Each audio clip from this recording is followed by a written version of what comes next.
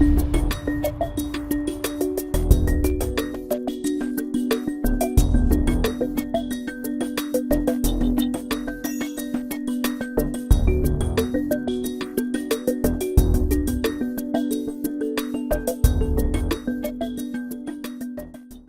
tal? ¿Cómo están? Bienvenidos a Sin Vueltas y como siempre vamos a presentar algunos de los temas que vamos a tratar hoy. Y vamos a seguir hablando del dengue porque la problemática, dadas las condiciones meteorológicas y los casos de contagio siguen en aumento. Entonces vamos a estar con una especialista, una doctora en biología, quien va a dar explicaciones del comportamiento del mosquito fundamentalmente y de algunas de las recomendaciones sanitarias que se están cumpliendo y otras que no son tan aconsejables.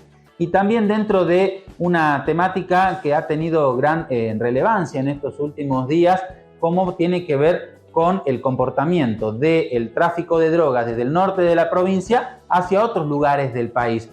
Anteriormente se ha detectado, por ejemplo, un camión de bomberos que era detenido transportando drogas y el caso de una ambulancia con una paciente que todavía está en duda si era una paciente o era alguien que estaba comportándose como una persona enferma, llevó al descubrimiento de una ambulancia utilizada justamente para el transporte de droga desde nuestra provincia hacia el interior del país. Y metiéndonos ya un poco en el terreno más político, uno de los temas que ha tenido gran relevancia porque el propio gobernador ha sido quien ha tomado como bandera este tema, el perjuicio de haber sacado el capítulo fiscal vinculado al tabaco dentro de la ley ómnibus que va a mandar el presidente Milei y cómo esto va a afectar a las economías regionales y fundamentalmente a Salta, una provincia tabacalera por excelencia. Vamos a tener al presidente de la Cámara de Diputados y gran conocedor de cuestiones tabacaleras, porque fue también presidente de la Cámara de Tabaco, a Tuti Amat, hablando de este tema. Y en el terreno político y más local, tiene que ver con nuestra ciudad. Vamos a estar con el concejal José García. Vamos a hablar de la relación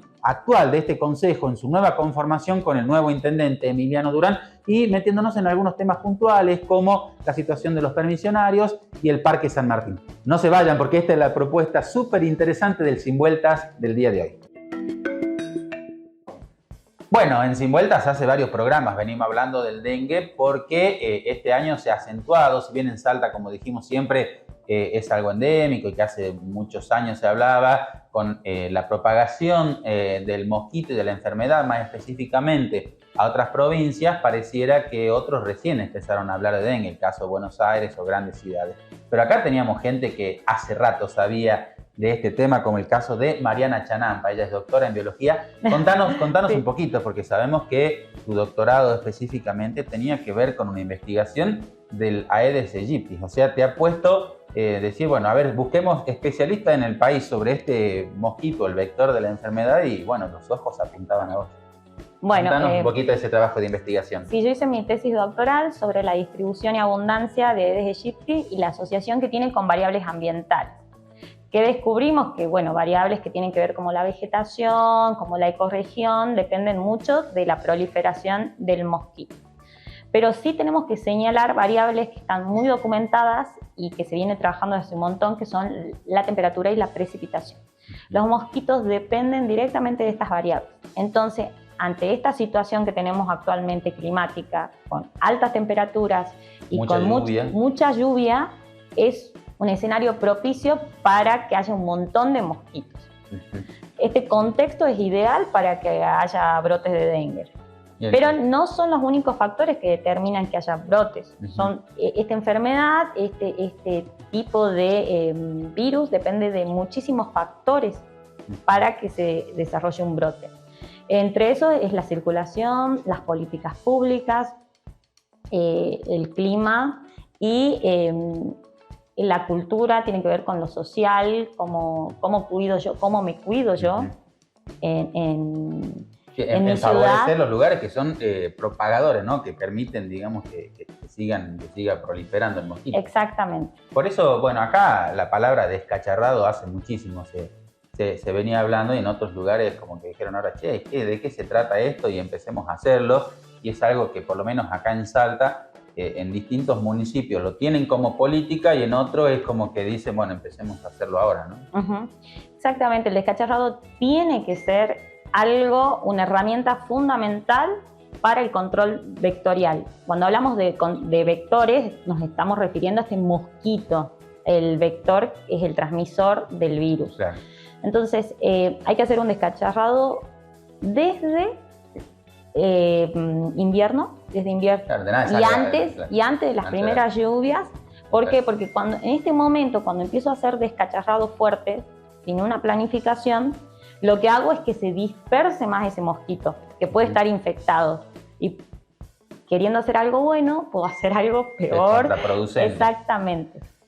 Hay como polémica o diferentes visiones respecto a dos cosas. Por un lado, la vacuna, que Nación dice no es tan efectiva, después dijo sí, bueno, acá se insiste con que es necesario incorporarla en un calendario. Y el otro tema es la fumigación. ¿Qué podés decirnos respecto a estas dos medidas que serían sí políticas sanitarias o política gubernamental en el caso de la fumigación, buscando evitar la transmisión? Bueno, la vacuna siempre es recomendable. Las vacunas siempre son recomendables. A lo largo de la historia sanitaria uno ve que hacen la diferencia en cuanto a las enfermedades.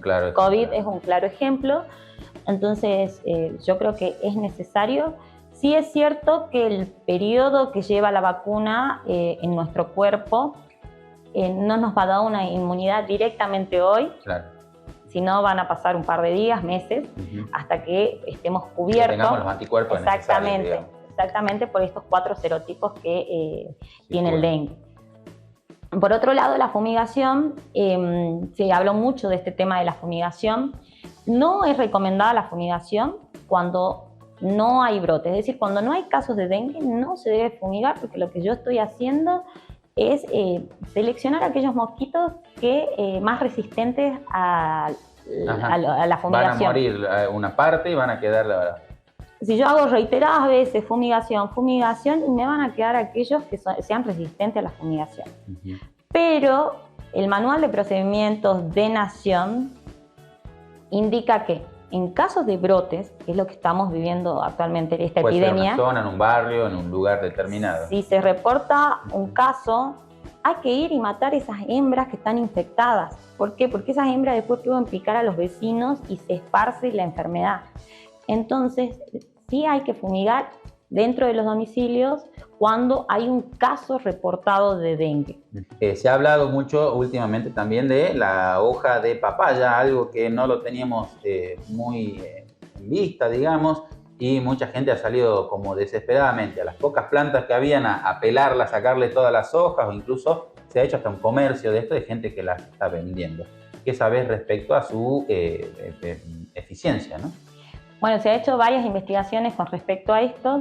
Hay una revisión bibliográfica que se presentó hace 2-3 años atrás, que lo que dice es que si bien tiene ciertos efectos, hay que seguir investigando sobre el tema y que hay que tener mucho cuidado porque puede tener efectos secundarios, sobre todo en las personas con problemas cardíacos y aquellos que están tomando medicación por otras comorbilidades. Es decir, que puede disminuir o puede aumentar el efecto de los medicamentos. De otros medicamentos. Por otro lado, algo que quiero decir es el tema del baño, que no sé, si bien las personas una vez que se bañan, los mosquitos no nos prefieren, ¿por qué? Porque no estamos produciendo... Bueno, salió ayer, ¿no? Que es recomendable bañarse muchas veces porque... Pero de ninguna manera hay que dejar de usar el repelente. Claro, no suplanta. Exactamente, el bañarse es como ponerse camisas mangas largas, es algo más que hay que hacer, pero uno tiene que usar el repelente y todas las medidas tradicionales que son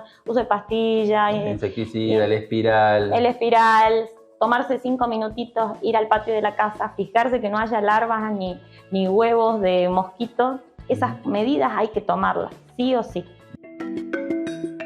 Bien, luego de la tanda en Sin Vueltas, estamos en comunicación con nuestro amigo y colega de la ciudad de Orán, Juan Carlos Corbacho. ¿Cómo estás, Juan Carlos? Federico, abrazo grande, un placer saludarlo. Pero bueno, hoy nos convoca nuevamente una de estas, ¿no? De las policiales y vinculadas a droga. Y ahí atentos porque todo el mundo puso el ojo en la ciudad de Rosario, pero acá en el norte tenemos nuestra situación compleja y desde hace mucho tiempo, ¿no? La ruta de la cocaína es muy clara. Quienes hacemos periodismo y hemos tenido, si se quiere, conceptos policiales, judiciales, entendemos y conocemos cuál es la ruta. Estimamos que las autoridades también deben de tenerla. Muchos reconocen que la cocaína va hasta Buenos Aires y desde allí regresa hasta Rosario, y es el narcomenudeo el gran problema que tiene la ciudad de Rosario, porque los grandes exportadores de sustancias no están pagando la seguridad, no están pagando el peaje que corresponde, y es allí donde se radica el mayor de los problemas en Rosario. Pero para que exista esa mítica y mediatizada ciudad de Rosario, primero debe de existir un Orán y un Salvador Massa. Un Orán que no deja de sorprender por la cantidad de sustancias que se secuestra, un Salvador Massa que tiene un contexto similar, pero aquí hay que comenzar a ver, muchos se preguntarán, primero, ¿por qué ahora se secuestra tanto? Son algunas de las preguntas que tal vez alguien podrá plantearse. Primero, porque se ha mejorado la comunicación y hay que estar atentos con esto, Federico. No se hacen investigaciones, se hacen secuestros. O sea, el azar termina siendo una herramienta que está jugando a favor de las autoridades. Se sabe cuál es la puerta de entrada, entonces si no se hace es porque no se quiere, ¿no?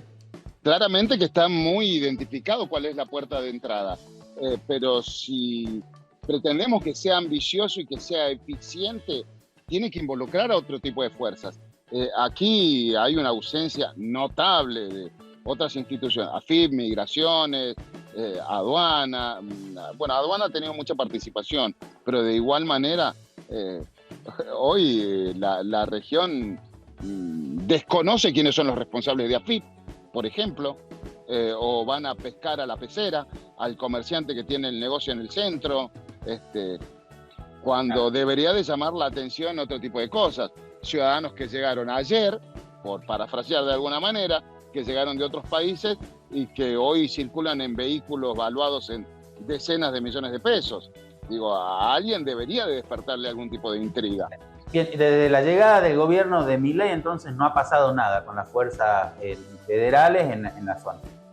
Insisto, a mí me llama mucho la atención que no hay investigaciones, solo son secuestros. A ver, la gendarmería hace lo que puede con lo que tiene, ¿no? Y yo respeto mucho a esa institución. La Policía Federal, ni cruces.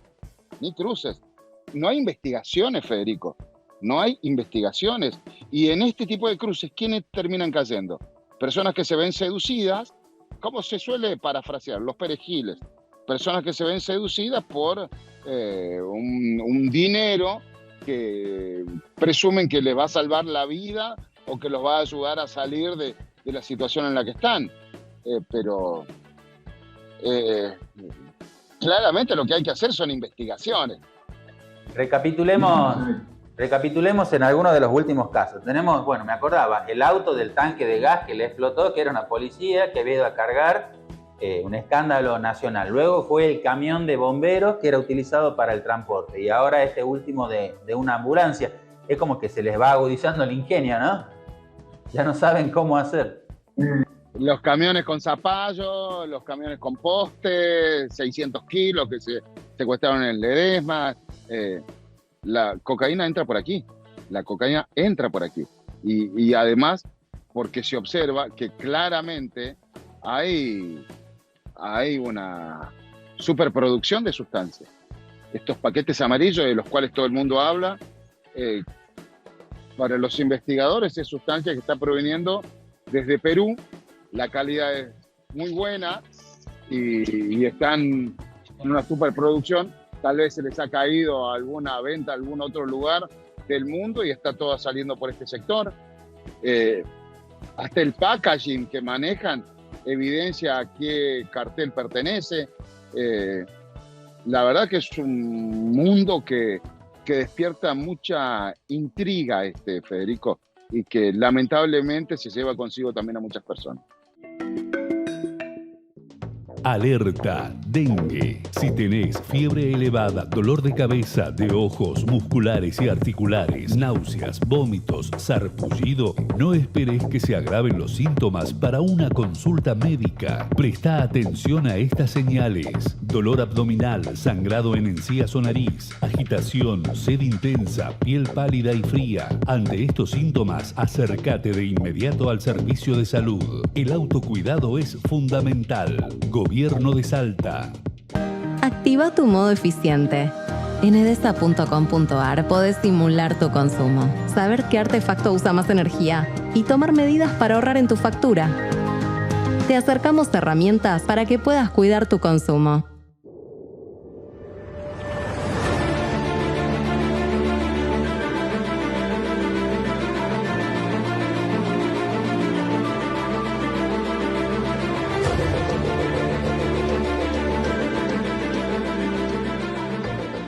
Ellos se pidieron la nueva Grand Tasty Spicy de McDonald's y eso significa que hoy se pica, mirá. Tenía un hambre. ¿Cómo no te alcanzó con los 3 goles que te comiste hoy? ¿Y vos? ¿Estás comiendo con las 2 manos? Pensé que no las habías traído. Nueva Grand Tasty Spicy de McDonald's. Se picó. Bueno, para cerrar el programa de hoy nos metemos en un tema que ha tenido mucha repercusión, no solo a nivel provincial, sino a nivel nacional. Incluso el gobernador Gustavo Sáenz dando notas en medios explicando cuál era el perjuicio para la provincia en función de haber quitado el capítulo fiscal vinculado a la actividad tabacalera en esta ley que propone el gobierno de Milei. Para eso tenemos al presidente de la Cámara de Diputados y gran conocedor de la cuestión tabacalera también, Tuti Amat. ¿Cómo estás? ¿Qué tal? ¿Cómo estás? Bueno, hacemos un breve raconto de qué es lo que ha pasado, cómo impacta, diputado, esta cuestión, o podría impactar en lo que recibe la provincia, ¿no? Sí, lo fundamental es para que la gente entienda en qué consiste esto.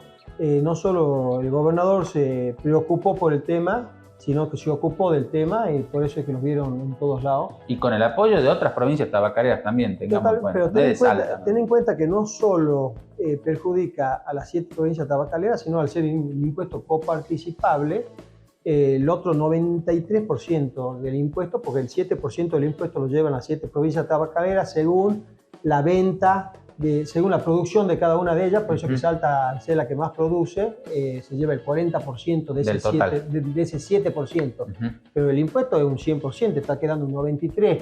De ese 93% hay un 2% también que es para el Fondo de Asistencia Solidario, que es el FAS. Y después te está quedando el 91% que va a la nación, pero es coparticipable para todas las provincias, o sea que va más allá de lo que está defendiendo el gobernador. Ahora, en el 2017, vos tenés una ley en el 2017 donde nosotros seguimos la legislación que la siguen todos los países del mundo de la Organización Mundial de la Salud, que es precio alto para desalentar el consumo, las enfermedades en los paquetes de cigarrillos atrás mostrando las enfermedades. La publicidad esa negativa, las enfermedades que trae. Y esa ley que la Corte Suprema de Justicia de la Nación la declaró constitucional, que está bien y que tenía que ser aplicada. Hay tribunales inferiores donde le dieron amparo a empresas como a Sarandí, que tenía un 2% del mercado en ese momento, aducían que tenían que haber cigarrillos más baratos para que todos puedan consumir. Imagínate que el cigarrillo es algo nocivo donde es perjudicial para la salud y que impacta después económicamente terriblemente. Exactamente, y por eso es un impuesto alto en todo el mundo, impuesto alto para poder desalentarlo y poder después a través de los hospitales cubrir los costos que tiene el tratamiento.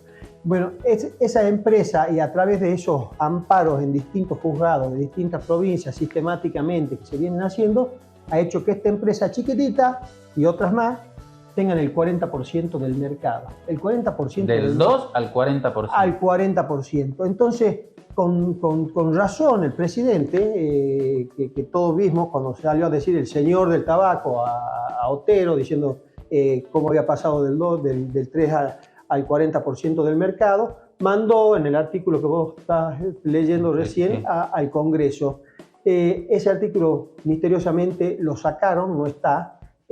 No va a ser tratado, o sea que se presupone que todo va a seguir igual cuando tenemos un país donde no te están mandando los recursos para el incentivo docente, donde no te están mandando los recursos, el subsidio para que el transporte siga a un precio que puedan acceder la gente. Entonces es muy llamativo que de un día para el otro no lo quieran tratar y que siga todo igual. Es fortuna lo que se va a perder, no solo las provincias, sino la recaudación del impuesto nacional, que es el 92%. Ten en cuenta que la mayor recaudación que tiene el país en impuestos es las retenciones de la soja, el tema del petróleo, y de ahí está el tabaco. Y en todo el mundo es la tercera recaudación más importante que tiene el país. Entonces, dejar en manos de estas empresas con el 40%, cuando una está tributando un paquete de cigarrillos a 3.500 y la otra está tributando a 300 pesos, a 400 pesos, y el kiosquero lo está vendiendo a 800 pesos, la verdad que es incomprensible. Cuando viene alguien y escuchas por los medios que te dicen no, porque vamos a llevar el impuesto interno del 70, hoy está el 70, lo vamos a llevar al 75, del 72 al 73. No quiero que me lo lleven, llevarlo al precio que quiera, pero para todos iguales, todos iguales. Saquemos el mínimo, que era lo que estaba yendo al Congreso. Entonces te están cayendo de virtual diciendo no, pero nosotros queremos llevar al 75, el Ejecutivo mandó al 73. Poner el 73, pero sacarle el mínimo, que todos puedan competir en toda igualdad de condiciones. Entonces, al competir todos en igualdad de condiciones y no permitir que traiga y poner los impuestos necesarios al tabaco que viene de Brasil para que hagan estos cigarrillos, la falta de tabaco que hay en el país solo va a hacer que suba el paquete de cigarrillos, pero en igualdad de condiciones. Hoy una sola empresa está vendiendo en bajo y la otra vende caro. Entonces en un país donde no hay recursos, todos van al barato y se está cayendo absolutamente al barato. Y el que más pierde es el país. Por ahí dicen, ¿por qué nos preocupamos tanto por una producción que daña, que es nocivo, fumar es nocivo? Porque al ser legal la venta de tabaco en el mundo, si nosotros dejaríamos de producir tabaco, no solo perderíamos 1 millón de empleos en el país. Y un nicho de mercado que ya tenemos ganado. Exactamente. No solo perderíamos 1 millón de kilos, 1 millón de empleos en el país, sino que al ser legal vendrían cigarrillos de Brasil, de Paraguay, de Estados Unidos, se seguiría vendiendo y estaríamos perdiendo la mano de obra nuestra y se seguiría enfermando la gente porque sería el cigarrillo de afuera. Por eso es que tenemos que cuidar nuestra producción, sobre todo que es un muy buen tabaco que es necesitado, codiciado en el mundo, y que nosotros exportamos el 82%, el 18% queda para el consumo de cigarrillos. Bueno, seguimos en Sin Vueltas y vamos a hablar con el concejal vámonos, otra vez. Bueno, seguimos en Sin Vueltas y vamos a dialogar con el concejal José García, quien ya nos acompaña. Muchas gracias por venir a visitarnos. Se va. Muy bien, y vamos a ir directamente a la acción, a lo vinculado al Consejo Deliberante, ya con nueva gestión también. ¿Cómo se llevan con el intendente Emiliano Durán y estos 4 meses que lleva adelante? Mira, la verdad que siento que estamos pudiendo trabajar coordinadamente y de forma prolija, con diálogo permanente. Una de las palabras que siempre me hicieron ruido en la política es diálogo, consenso, ¿viste? Y la verdad que estamos teniendo mucho diálogo. Es un representante comunal, es el intendente que muchas veces te cae de sorpresa, te llega, conversa, no tiene problemas de recibirte en su oficina en el momento que sea, te contesta los WhatsApp, te llama por teléfono, rompe todo tipo de protocolos y formalidades de intermediarios y demás, y eso hace que sea mucho más fácil trabajar, ¿no? Una de las banderas y quizás un punto de desencuentro que habías tenido con la ex intendente tenía que ver con lo que pasa con el Parque San Martín, ¿no? Sí. Con los feriantes. ¿Cómo estás trabajando con Emiliano para tratar de llevar una solución? Todavía hay una suerte de incertidumbre por parte de ellos de saber cómo van a seguir, ¿no? Sí, en realidad lo bueno es poder transmitir la tranquilidad de que hay un compromiso de quien quizás al principio, bueno, fue etiquetado, insultado por estar de acuerdo con que los trabajadores del parque sigan estando ahí, que fue mi caso, he recibido muchos ataques al respecto, pero con Emiliano, de verdad, ya en época de campaña y en el trabajo con los profesionales solidarios, y hoy que es la Muni en tu barrio, hemos establecido una reunión con los trabajadores del parque, generando el compromiso de que la idea va a ser que continúen ahí, que nadie va a tentar contra su trabajo, contra su manera de conseguirlo. Y el objetivo principal, y eso me pone muy contento y ojalá que sea pronto, porque sabes que económicamente se ha recibido un municipio en crisis, poder llevar a cabo las obras correspondientes para que ese lugar se convierta en un polo ejemplar de empoderamiento de la economía popular. Ojalá así sea. Te consulto también porque se aprobó en las últimas semanas la emergencia de las calles, que sabemos que todo aquel que maneja, que camina a la ciudad, se va a dar cuenta que no está en las mejores condiciones. ¿Cómo va a ser el rol del Consejo para controlar que ese plan se lleve a cabo en el menor tiempo posible y se le dé respuestas a la gente con prontitud? Bueno, en principio la forma de acompañar ha sido expresarnos desde el Consejo Deliberante con una ordenanza de referéndum que considerábamos debía tener el plus de la aprobación del Consejo, no solamente quedar como una de referéndum que ya está en vigencia desde el momento en el que el intendente decide que sea así. Nosotros hemos procurado que se pueda tener la aprobación del Consejo, que tenga debate y que si hay alguien que esté en contra también lo manifieste, pero por sobre todas las cosas quienes están a favor. Claramente no hace falta volcarlo en ningún papel formal. Hay una emergencia con respecto a la situación de las calles de Salta. Y dentro de esa emergencia también hay prioridades según la gravedad de los mismos. Entonces la pregunta era, ¿hacemos algo o no hacemos algo con lo que le pasa a las calles de Salta? Es la crítica permanente, seas de aquí, vengas del interior de Salta o seas turista. ¿Qué pasa con las calles de Salta que están detonadas y que no es un problema de antes de ayer, un problema de arrastre de muchos décadas. años? Tenemos un abanico de temas impresionante para dialogar, pero se está discutiendo mucho lo que tiene que ver con los permisionarios, el avance en la modernización del estacionamiento medido. ¿Estás de acuerdo? ¿Cómo hay que mejorarlo? ¿Pudieron hablar con los permisionarios? ¿Cómo se avanza desde el Consejo en este sentido? Yo creo que por sobre todas las cosas, los permisionarios deben ser consultados y tenidos en cuenta. Ellos son los trabajadores que en algún punto por quienes se ha creado la ordenanza, ¿no?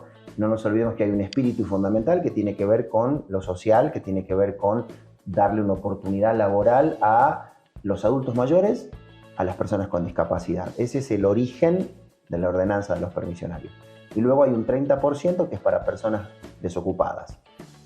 Han sido utilizados políticamente durante muchos años, han sido manoseados por muchos años, y en este caso lo que percibo por parte de la Intendencia y del área que quiere hacerse cargo de estos cambios que van a ser paradigmáticos incluso para los permisionarios, es no avanzar sin tener el diálogo, sin tener el acompañamiento, el asesoramiento, no pasarlos por alto, y siempre que sea en los parámetros del respeto, del tener en cuenta principalmente a los permisionarios y a los trabajadores, voy a estar de acuerdo si la forma en la que tienen que hacerle frente a la modernización es la adecuada, ¿no?